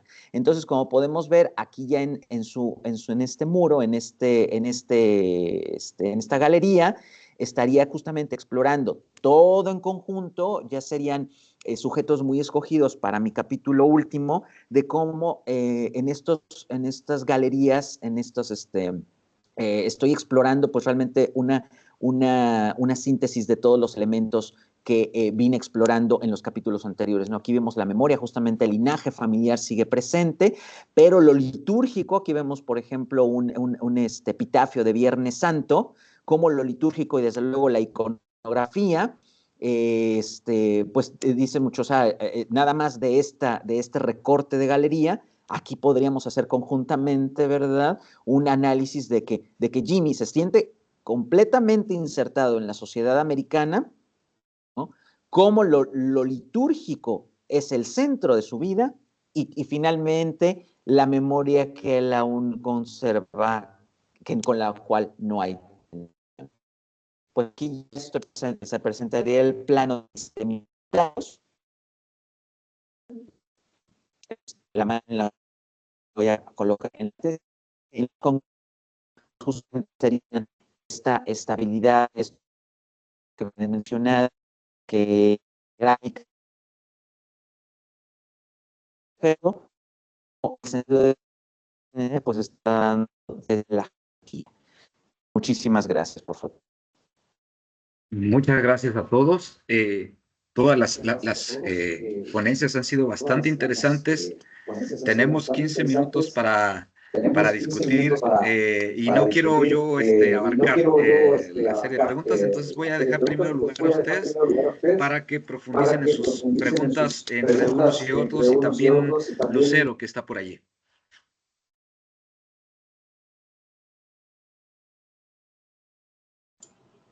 Yo tenía una pregunta para Marjorie,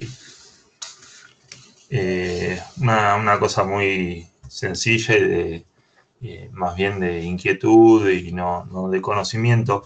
Era si hubo en los años 60 y 70 esas discusiones sobre la autoridad y la cuestión de la autoridad que atraviesan un poco de todas las iglesias cristianas, o muchas iglesias cristianas, también intervino en el caso que estás estudiando.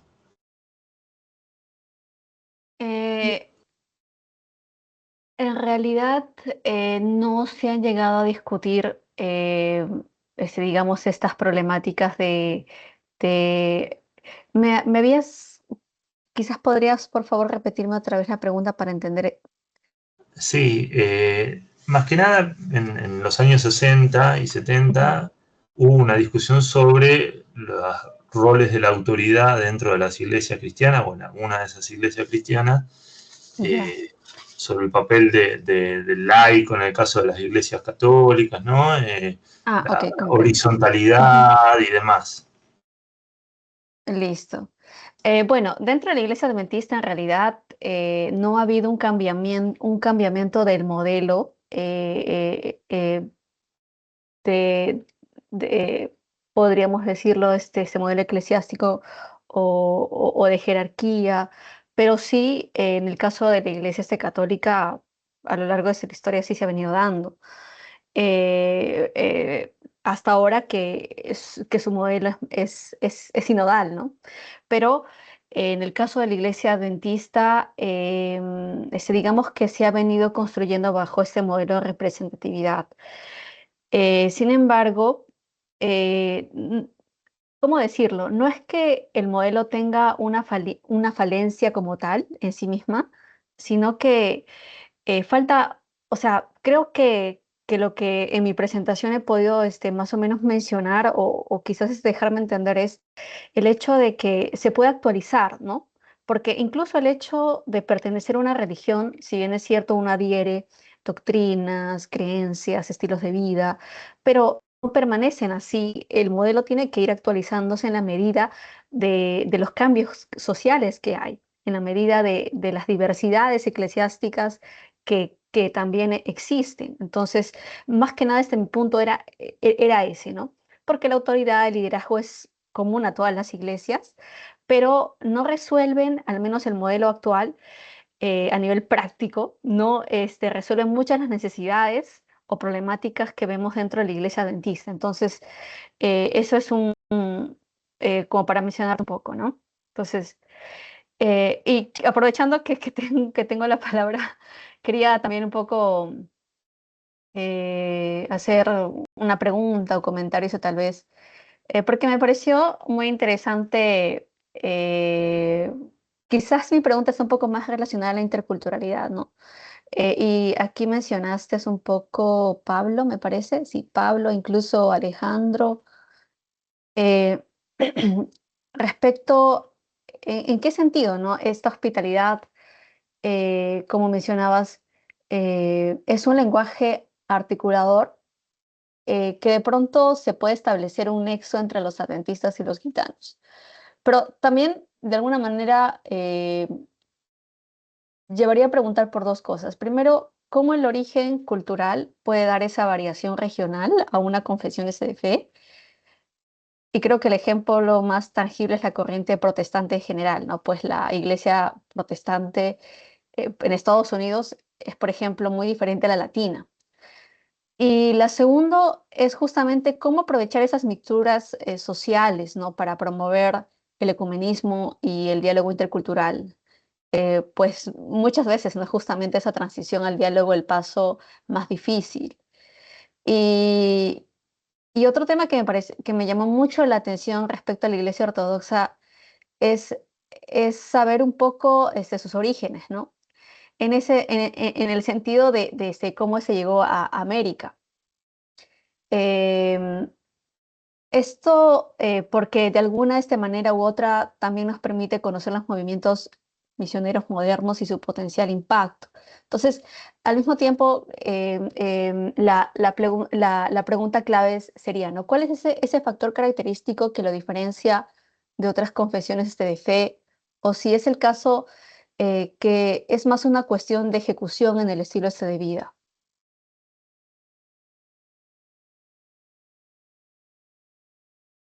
Sí, adelante, Pablo. Sí, bueno, bueno, cortito para darle más espacio a las demás preguntas. A mí lo que me pareció curioso con la Iglesia Adventista es que en el catolicismo popular suele darse espacio a esta mezcla de elementos indígenas con elementos propiamente católicos. Hay una cierta tolerancia.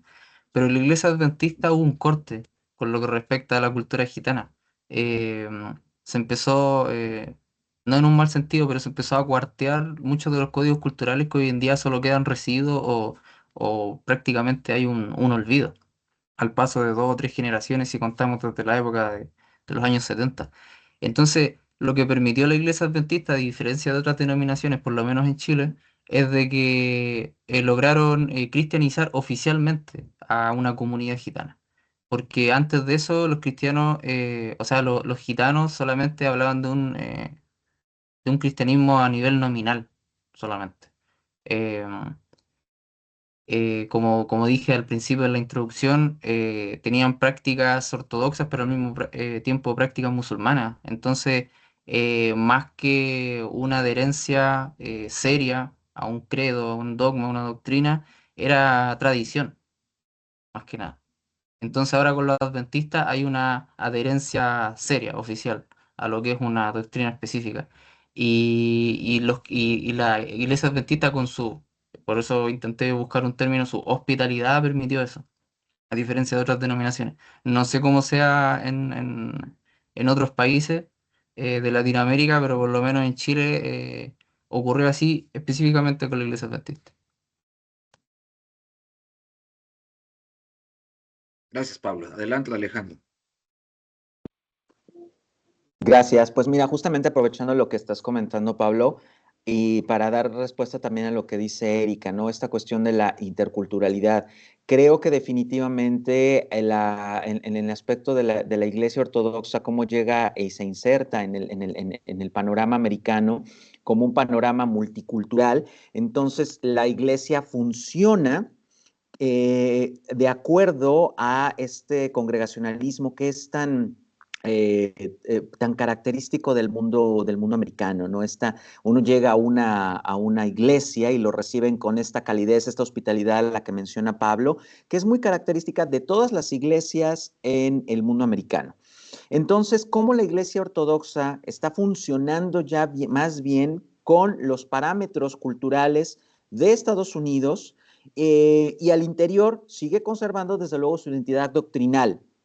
Entonces aquí lo que me llama mucho la atención, por ejemplo, es que en mi investigación, a partir justamente espejeando sus reflexiones y sus inquietudes, pues para mi investigación viene muy bien continuar por esta cuestión de qué es lo que está moldeando o está favoreciendo, está haciendo fértil el terreno para un proceso de conversión. Entonces, con lo que mencionas ahora, Erika, esta inquietud de cómo llega la Iglesia Ortodoxa, las iglesias ortodoxas funcionan como de una manera transnacional, es decir, las sedes históricas, Constantinopla sigue estando hoy se llama Estambul, en Turquía, y sigue siendo la sede del Patriarcado Ecuménico. Antioquía, por ejemplo, hoy su sede está en Damasco. Entonces, todas las jerarquías jurisdiccionalmente siguen perteneciendo a las iglesias madres del Viejo Mundo, ¿no?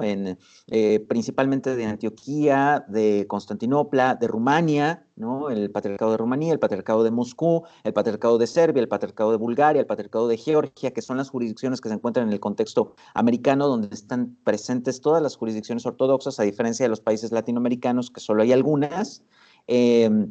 Funciona de manera transnacional, es decir, todavía están dependiendo jerárquicamente de las sedes, ¿no? Entonces, pero cómo entonces en este proceso se está en estos contextos interculturales y multiculturales, pues hay una cobertura, hay un terreno, una interfaz, por así decirlo, que nosotros justamente es donde podríamos insertar nuestras herramientas y nuestros métodos de investigación para estudiar nuestros fenómenos. Muy bien, muchas gracias. Yo tengo una pregunta para cada una. Por ejemplo, Mariano, yo sé que ha sido difícil acceder a los testigos de Jehová según lo que comentas, pero ellos también son una organización muy centralizada, ¿no? Basada en la Torre del Vigía, en Brooklyn.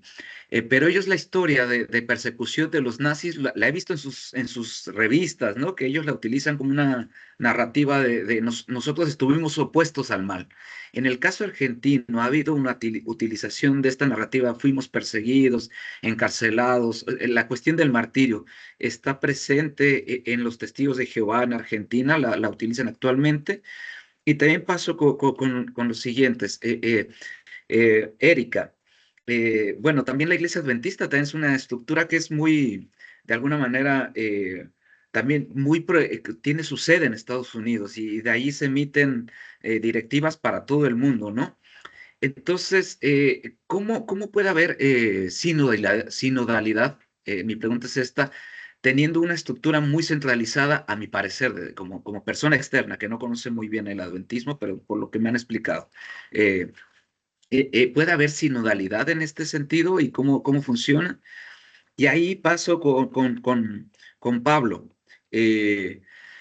Pareciera que justamente esta centralización de la iglesia adventista, y también me parece que un poco sin quererlo, también la iglesia ortodoxa, son asimilacionistas, es decir, buscan normar a la gente a partir de un patrón de comportamiento, de costumbres, de hábitos, que por ejemplo yo estudié un poco el caso haitiano en Chile, y que hay muchos haitianos que son adventistas, pero tienen su culto separado dicen, por el creol, y un poco por cuestiones litúrgicas, pero que son mínimas, diferenciadas de las chilenas, ¿no? O sea, la diferencia no es tan grande como puede ocurrir con las iglesias pentecostales, donde las diferencias litúrgicas sí son mayores. Y a diferencia también de lo que habla Manuela Cantón sobre los gitanos en España, donde ahí es la reproducción de la propia cultura, pareciera que acá es una constricción, una reducción, pero seguramente debe haber también resistencias y formas de salir de los moldes de la iglesia adventista siendo adventistas. Eso sería con respecto a lo que comentas, Pablo. Y Alejandro, bueno, un poco en esta misma línea. Me parece que, como tú dices, no son conscientes de hacer misiones, un poco espontáneo, el papel de las iglesias griega, rusa y otras. En ese sentido, no están pensando mucho en hacer evangelización, sino que la gente llega, ¿no? Los latinos llegan por una identificación con algo más puro, algo más cercano al cristianismo original, sea que vengan como católicos o pentecostales. Y en ese sentido, como que entonces la gente empieza a encontrar una nueva identificación en estas identidades nacionales europeas. ¿Esto es así o no? Bueno, entonces dejo el paso a Mariano, Erika, y así en orden como fuimos presentando.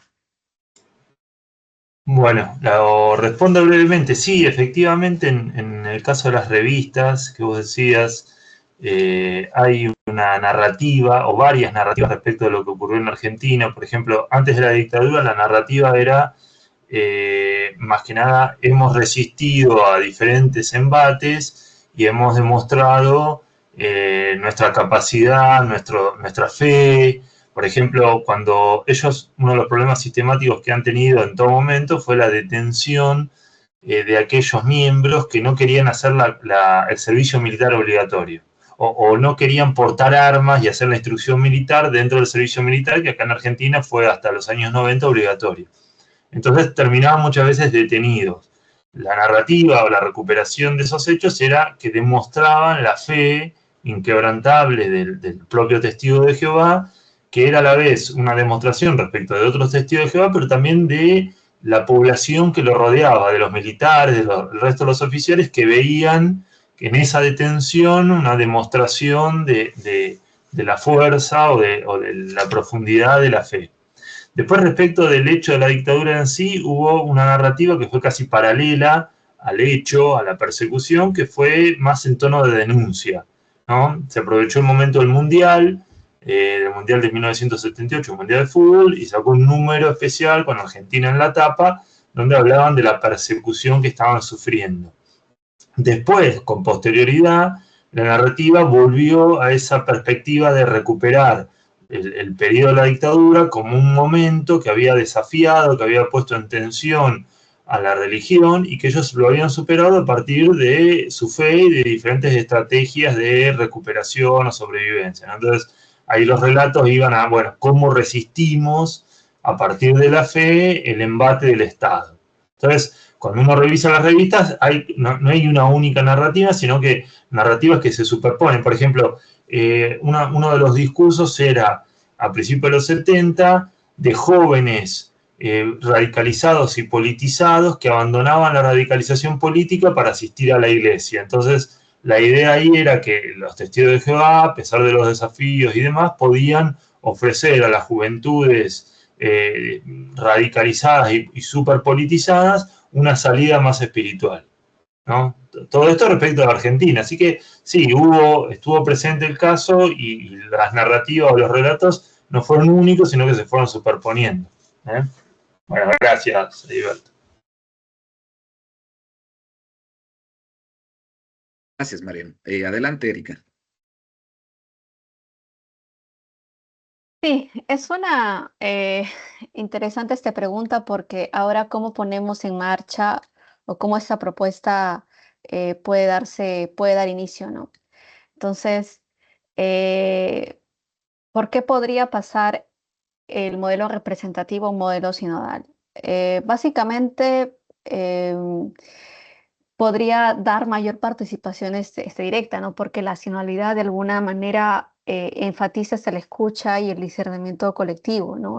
Lo cual podría enriquecer la toma de decisiones, dando más voz a los fieles y promoviendo una espiritualidad comunitaria.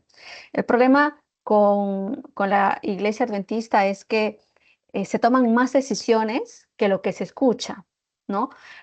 A diferencia del modelo sinodal de la Iglesia Católica, que se discute mucho, pero no se toman decisiones, ¿no? Entonces, es muy contradictorio en ese sentido. Por otro lado, la afinidad teológica, o sea, ¿cómo se podría dar esa transición, no? La Iglesia Adventista ya se valora el sacerdocio de todos los creyentes, la comunidad y la acción del Espíritu Santo, ¿no? En los procesos de decisión, lo cual podría también retomar algunos principios sinodales. Como hemos visto en la presentación, hablar de sinodalidad no podría ser ajeno a algunos principios bíblicos y teológicos que ya habíamos visto. Entonces, de alguna manera podría adherir algunos esos principios de la sinodalidad.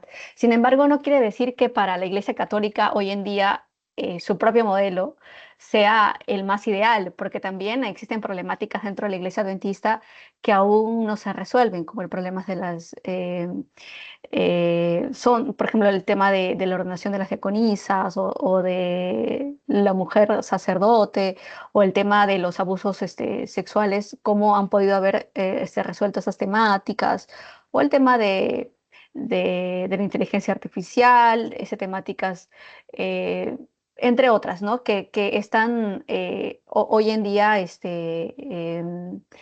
queriéndose resolver. A lo sumo, el año pasado, si no me equivoco, alguna decisión o cambio que tomaron fue en el tema de las personas que eran homosexuales, ¿no? Que sí se daba la bendición, pero todavía no se aprobaba el matrimonio, por ejemplo, ¿no?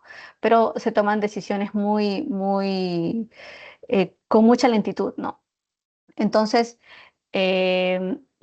también de alguna manera se podría pasar a este modelo dentro de la Iglesia Adventista porque existe una adaptabilidad contextual, ¿no? En ciertas regiones, especialmente donde la Iglesia busca un mayor compromiso comunitario, se pueden adoptar esos elementos sinodales que podrían fortalecer la misión local y el sentido de pertenencia.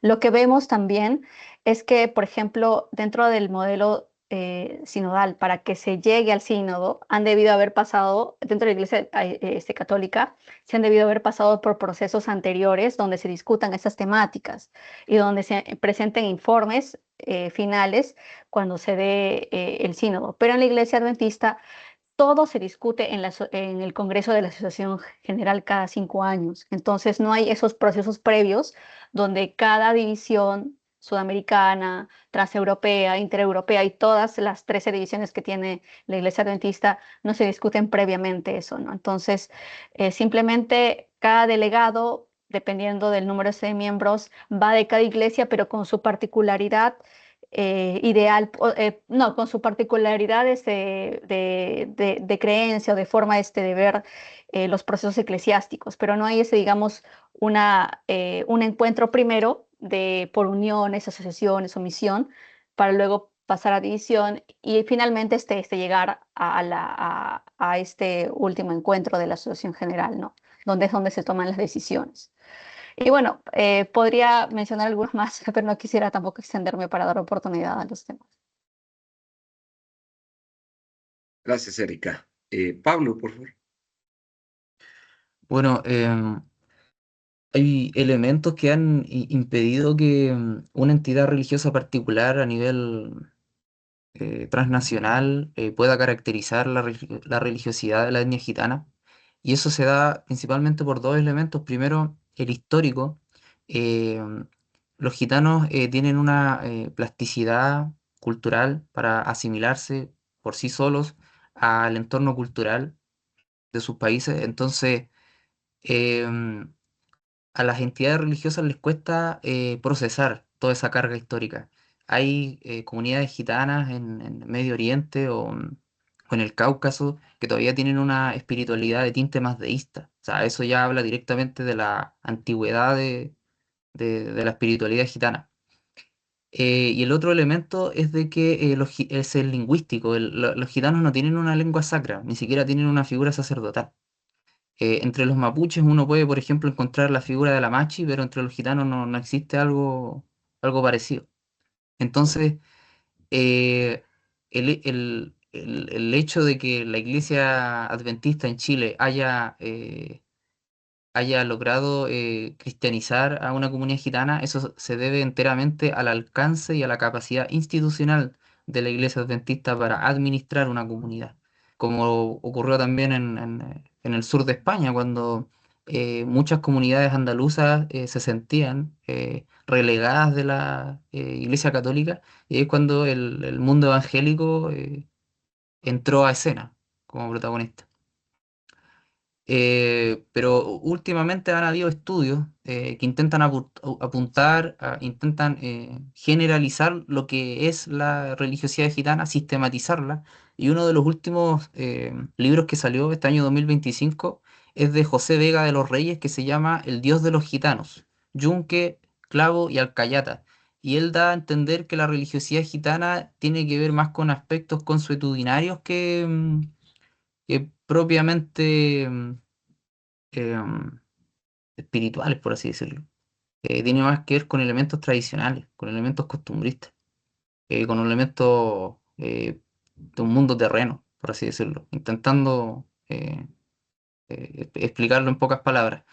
Ahora una pregunta, antes de que se me vaya, aprovechando que el que queda es Alejandro, quería hacerle una pregunta, a sabiendas de que la identidad étnica en América es tan fuerte, ¿han habido tentativas de etnofiletismo? Eso sería. Gracias. Adelante, Alejandro. Sí, gracias.